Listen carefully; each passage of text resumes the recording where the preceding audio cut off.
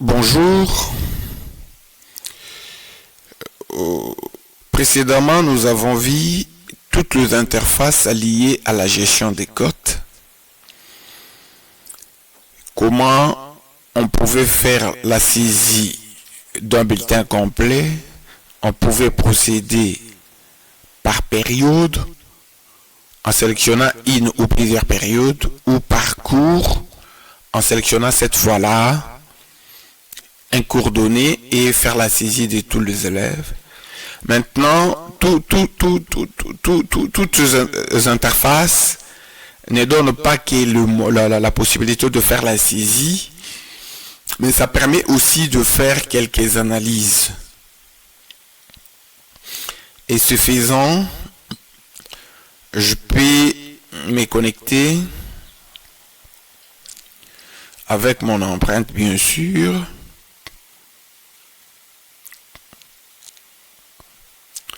Quand je suis dedans,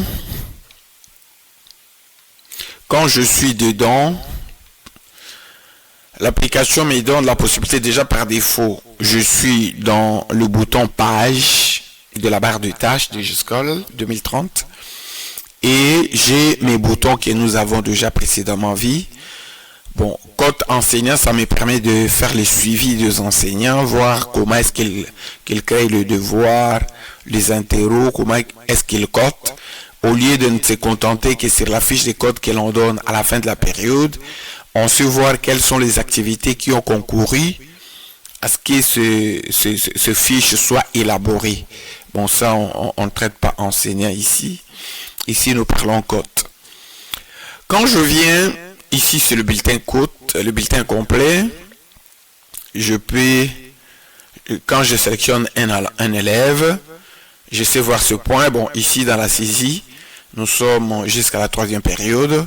Et tout ça, nous avons déjà vu. Et nous venons dans saisie code par période. Dans saisie code par période, et là, je vois, quand j'entre, je vois déjà que je suis en première littéraire A. C'est parce que la dernière fois, j'avais utilisé cette classe. GESCOL garde la dernière classe que vous aviez utilisée en mémoire, de manière à ce que la prochaine fois, vous n'ayez pas à renseigner cette classe.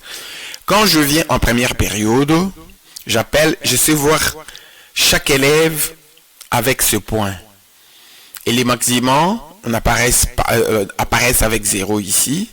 Ça s'affiche, mais ça ne donne pas la possibilité de saisir le maximum. Le maximum, ce n'est qu'une référence par rapport à chaque cours.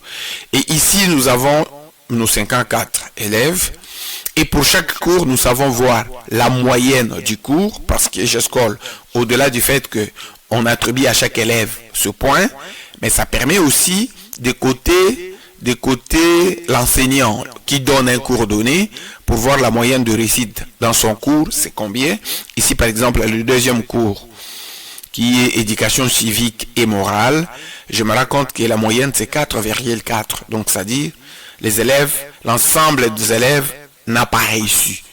Il y a ceux qui ont fait ceux qui ont, mais la moyenne est inférieure à ce qui est recommandé. Et là, l'école peut poser des questions à l'enseignant. Qu'est-ce qui fait que les élèves aient échoué? Au-delà de ça, nous avons les boutons rapport.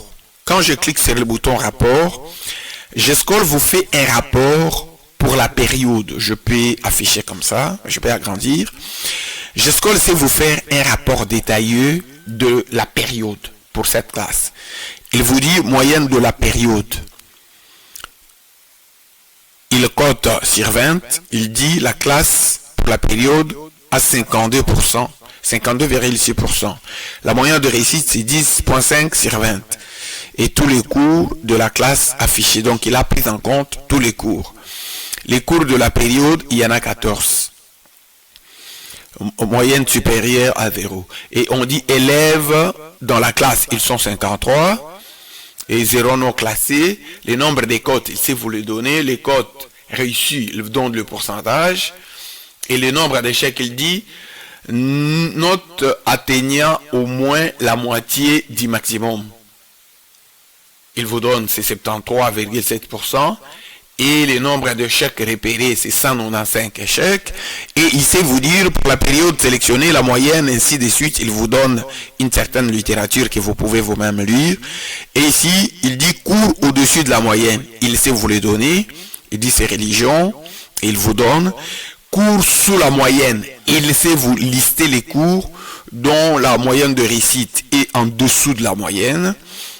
Et ici, il vous donne les récapitulatifs analytiques du cours. Les cours avec échec sont classés par gravité selon les taux d'échec. Le nombre d'élèves en difficulté et la moyenne, ainsi de suite. Il vous dit beaucoup de choses là. Et il sait vous dire, par exemple, cours avec échec par gravité. Il dit français. La gravité, c'est critique. Pourquoi? Parce qu'il y a 29 échecs. Taux d'échec, c'est 54,57. La moyenne, c'est 52. Couverture, il a couvert les 100%. Et il sait vous dire cours après cours. Religion, il dit la gravité est faible. Parce qu'il n'y a qu'un échec. Et ici, on dit c'est modéré. Dans l'informatique, on dit la gravité est modérée parce qu'il y a 8 échecs. Et il sait vous donner cette analyse. Au besoin, vous pouvez faire l'aperçu pour imprimer. Et ce qu'il fait pour le cours, d'une manière globale, il vous le fait. Il fait pour le cours d'une manière globale. Et là, c'est par rapport aux échecs. Ici, c'est par rapport à la réussite. Cours au réussi par mérite. Et là, maintenant, par mérite, histoire, vous dit très bon, religion très bon, ainsi de suite. Parce que là, la réussite, c'est 53, c'est tout le monde qui a réussi. On est en religion, c'est 52, il y a un échec, ainsi de suite. D'ailleurs, un échec de religion, c'était ici. Et donc c'est comme ça que l'on sait évaluer. Vous allez vous rendre compte que quand on parlait échec, histoire n'a pas apparu parce qu'il n'y a aucun élève qui a échoué. Et ici, il est dans très bon parce que tout le monde a réussi, mais avec une moyenne de 61%. Ainsi de suite. Il vous dit bonne maîtrise. Et là, le service qui s'occupe du contrôle des enseignants a tous les éléments pour suivre les enseignants, pour sanctionner tant positivement que négativement les enseignants.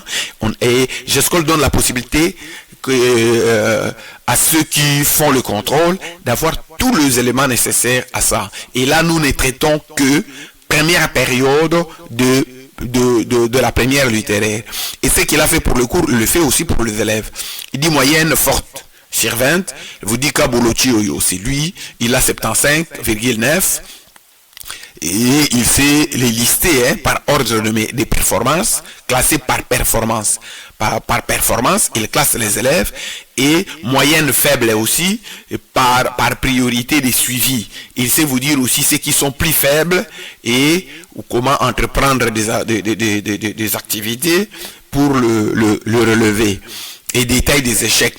Partout il y a des échecs, il sait vous donner les détails liés aux échecs. Donc là, ce sont des rapports que GESCOL vous fait pour chaque classe. Ici, nous sommes à la première période. Il peut les faire pour la deuxième période. Il peut les faire, par exemple, pour le total premier semestre. J'appelle, par exemple, la situation du total premier semestre. Le vide, ce sont les bâtiments. Et quand j'appelle le rapport, il me donne ces rapports, cette fois-ci, pour le premier semestre. Et il sait vous donner toutes ces analyses.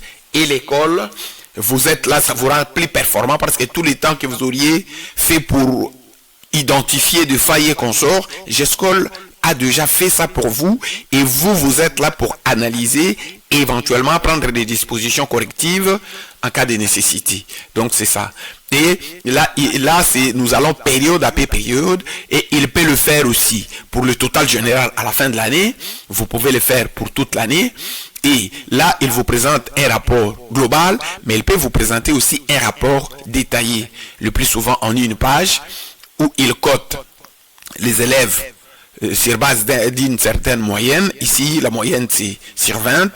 Il sait vous dire, pour la classe, on a ça, il vous donne élèves en difficulté, il dit, c'est 29, donc 55%. Élèves avec échec, c'est 51, c'est 53, il dit 96%. Et il sait vous donner la moyenne de chaque élève. Et l'élève qui n'a pas d'échec, il met très bien les élèves qui a des échecs. Il sait vous dire, celui-ci, il a un échec, l'autre, il en a 2, l'autre, il en a 3, l'autre, il en a 5, il y a ceux qui en ont 6, et il y en a ceux qui en ont 10. Et maintenant, les élèves en difficulté, il sait vous les identifier aussi, et de manière à ce que vous puissiez faire les suivis. Donc, quand vous utilisez GESCOL, et la plupart d'analyses, c'est GESCOL qui vous le fait, et vous êtes là pour exploiter ces informations en vue de faire les suivis et améliorer le rendement des élèves. Et là, on était dans période, on se voit par période, la situation par période, éventuellement pour le total général. Et maintenant, quand nous venons dans code parcours, cette fois-là, nous pouvons aller cours par cours. Je peux prendre par exemple éducation à la vie, si ça se donne bien sûr dans la classe. Oui, nous savons que éducation à la vie, ça se donne, chaque élève devrait avoir 6 points, 6 cotes. Première période, deuxième période, examen, premier semestre, troisième période, quatrième période, examen, deuxième semestre. Bon, ici, sur les 6, nous n'avons d'abord que 4. Et quand je viens d'un rapport, déjà, il me dit moyenne du cours sélectionné. On dit les élèves, dans l'ensemble, ils ont fait 54,9%.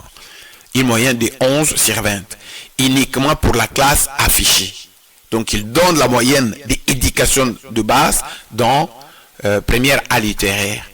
Et période analysée, c'est 4 périodes. On a 6 périodes, mais les cotes, on en a qui est dans 4 périodes. Élèves non classés, il n'y en a pas. Cote saisie, c'est 212. Cote réussie, là où il y a de réussite, c'est 93,9. Et note atteignant au moins la moitié du maximum. Et les nombres d'échecs, il y en a 13. Et ici aussi, il fait vous faire la même analyse qu'on avait fait avant. Mais cette fois-ci, comme nous sommes dans un cours, il dit période au-dessus de la moyenne, classé par performance. Il dit la période où les enfants ont fait beaucoup plus de points. Pour ce cours, on dit c'est la deuxième période où on a la moyenne de 56,2. La troisième période, c'est 55,1. Première période, c'est 54,7. Examen 1, c'est 54,2. Il vous donne la moyenne en termes de cotes. Et ici, moyenne par période, la moyenne par période, il sait vous le donner. Je pense qu'on l'avait déjà vu au-dessus. Et ici, il fait la même chose par élève. Élève à suivre par moyenne. Donc les élèves à suivre, moyenne forte, classée par performance. Nous savons voir ces Kalombo, nous savons voir les élèves qui ont fait beaucoup plus de points dans ce cours. Et moyenne faible, on sait voir également les élèves. Et ici, détail des échecs. Il sait vous donner les échecs avec leur niveau de gravité, comme il le fait d'habitude, et par période, bien sûr. On dit en première période, il y a 6 échecs. Et qui sont les élèves avec échec? Ils sont là avec leur cote. Troisième période, il y en a 3. Et ça permet, on peut faire l'aperçu si on veut imprimer. Et ça permet à l'école, à ceux qui suivent, à ceux qui font le suivi des activités scolaires, d'avoir les éléments nécessaires à leur travail pour améliorer le rendement au niveau de l'école. Et on peut aussi avoir cette situation en résumé. Donc, quand nous appelons le résumé, et nous savons voir, et les élèves qui n'ont pas d'échec, c'est directement très bien. Mais ici, par exemple, on a l'élève ici avec un échec, les autres, on a avec un échec, parce qu'on a plusieurs périodes, on peut avoir, on a celui-ci, les autres on a celui-ci avec 2 échecs, peut-être il en a dans 2 périodes, et les élèves en difficulté, il y en a 6, et ils sont nous donner leur moyenne, comme ça on peut faire les suivis. Et ce qu'il fait pour ce cours, il peut le faire pour n'importe quel cours. Je peux venir en français, et appeler le même rapport, ou appeler le résumé. Donc c'est comme ça que GESCOL, après que vous ayez saisi, vous aide dans l'analyse de vos données.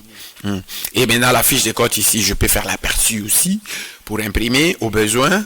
On peut renouveler la fiche des enseignants ou un enseignant peut avoir perdu sa fiche, et quand vous lui faites l'impression, il viendra maintenant continuer à saisir ce point. par la suite comme ça, d'examen.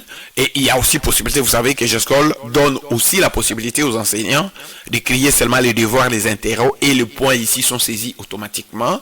Mais si un des enseignants ou tous les enseignants ne procèdent pas comme ça, vous avez la possibilité de venir faire la saisie directement dans GESCOL avec une fiche de code que l'enseignant remplirait manuellement. Je pense que pour éviter que le module ici soit trop kilométrique, on se limite là pour ces modules. Nous passons dans l'autre module, nous allons visiter aussi le bulletin qui cumule la situation générale pour une classe. Merci.